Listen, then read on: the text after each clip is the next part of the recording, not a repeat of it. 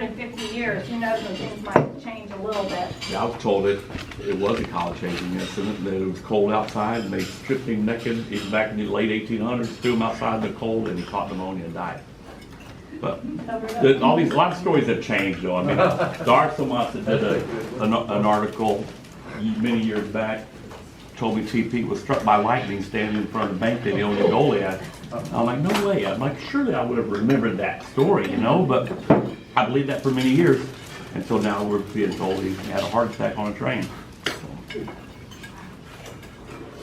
And the section of land he left to his daughter, Elizabeth McCampbell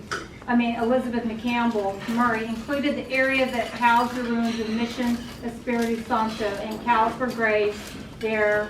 And the old mission was being used to store hay when her estate sold, so it could eventually become the state park. So that house, this beautiful house you see here, that was another thing I was trying to figure out, is what happened to this house? Well, the house is no longer there. It was sold to the Catholic Charities and was used as a home for boys.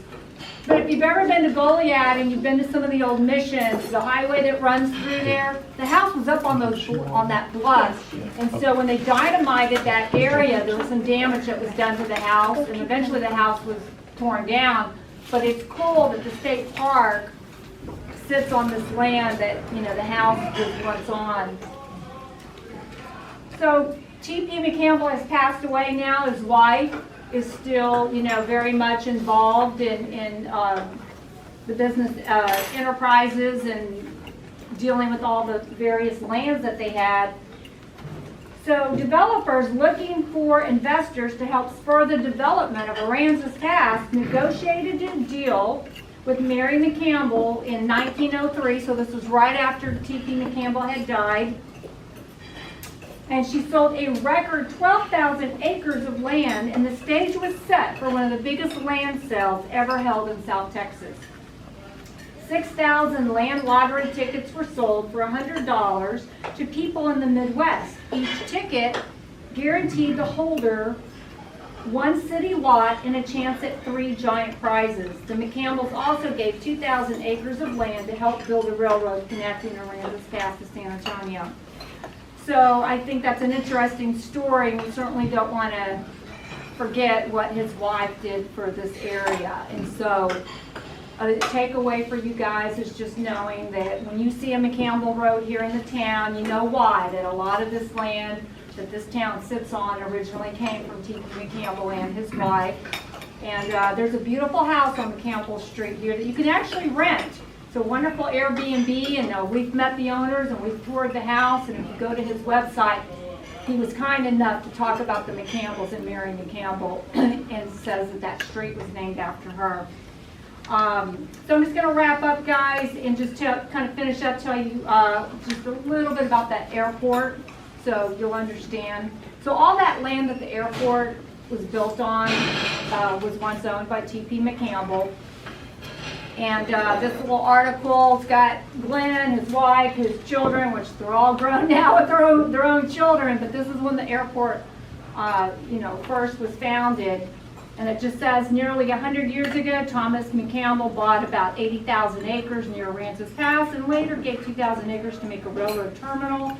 And the city of Aransas Pass now stands on some of this land. Last Wednesday, over 100 people gathered to dedicate the recently completed T.P. McCampbell Airport and the opening of new Farm to Market Road 3512. Among those attending the dedication were T.P.'s great-grandson, Glenn McCampbell, who lives in Portland with his wife Patrice and their 2 children. And our father, Bill McCampbell, was there. Ribbon-cutting ceremonies were held at the site between State Highway 35, 3 miles west of Aransas Pass. Let's see, it goes on to tell us, some pricing and whatnot. The San Patricio County provided the right-of-way for the new road. It is expected that within the next 15 years, traffic will reach 13,000 vehicles per day.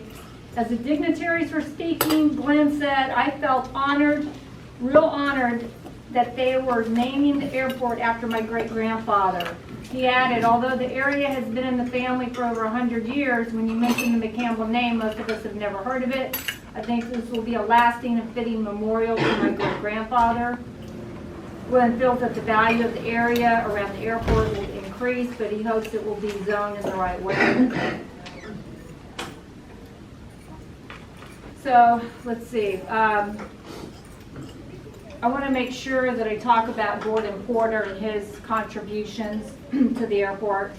In his remarks, Commissioner Porter expressed gratitude to the heirs and family of T.P. McCampbell for their cooperation in the sale of the land upon which the airport and the new FM road were built.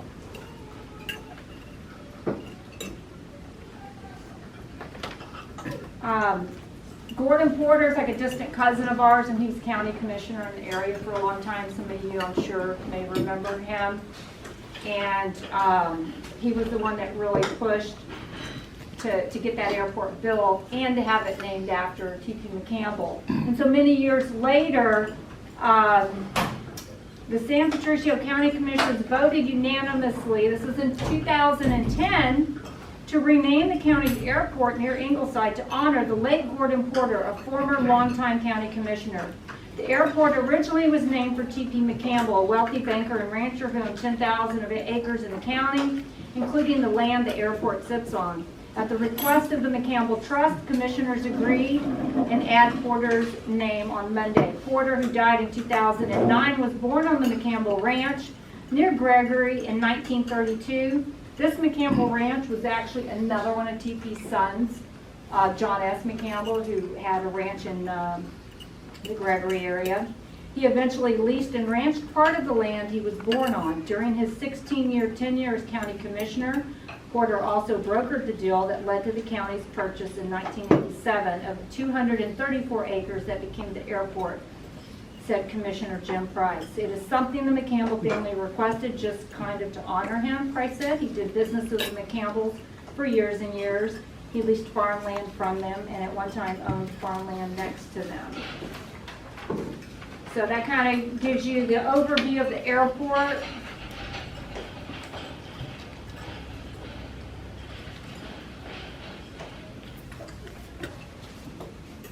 And I think that pretty much wraps up my talk. I wanted to give you some history of the businesses that they had, the corporation that they formed. He had 8 children. A lot of them still own land here in the area, and some of them still live in Goliad.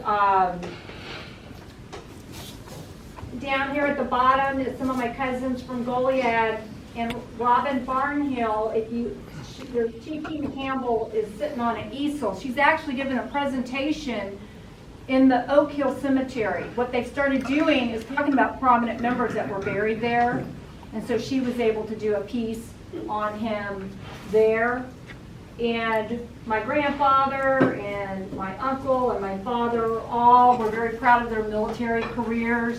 My father flew a glider plane over the Rhine River, behind German lines, and had a lot of success with his military career. We're really proud of him for that. And then he got a degree from the University of Texas in geology, so he could go help with the family farm and continue those roots of farming and agricultural uses in the family.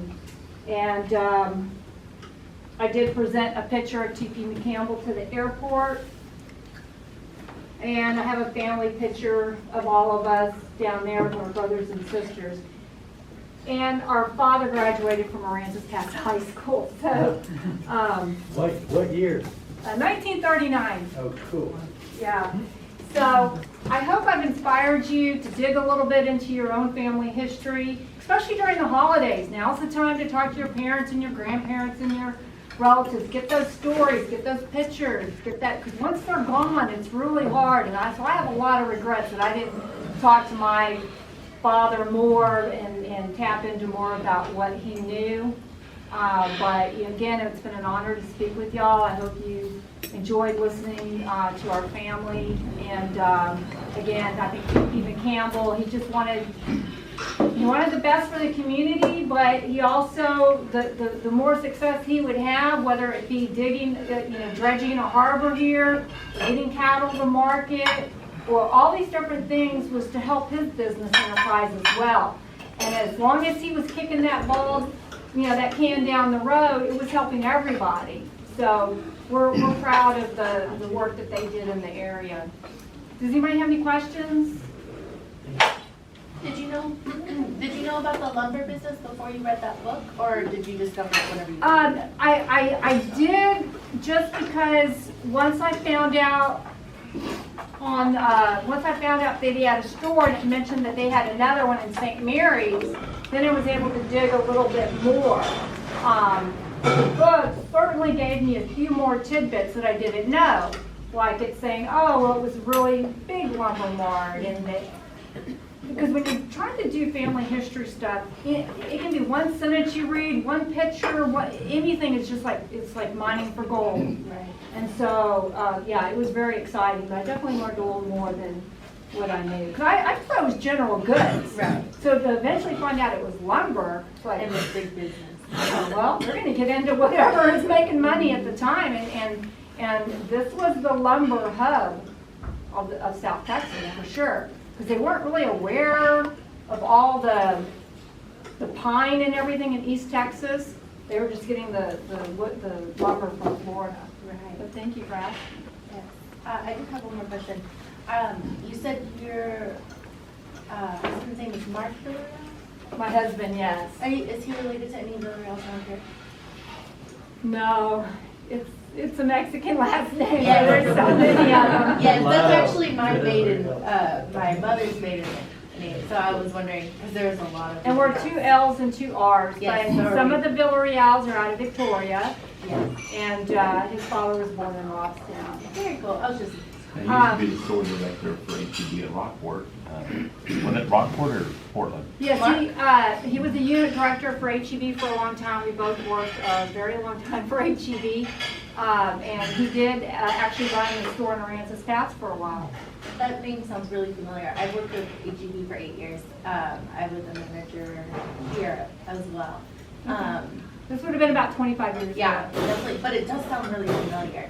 What did you do for HEB? A little bit of everything. I was a bookkeeper, video store manager, and then I got into human resources. That's what took us out of Corpus, is Houston was building pantry food stores, which were like little mini HEBs. And so we went up there to kind of get that going, and I was doing all the staffing for it. So yeah, what got us to Houston. So I guess you know Robert Leffler from Aransas? Yes. Of course.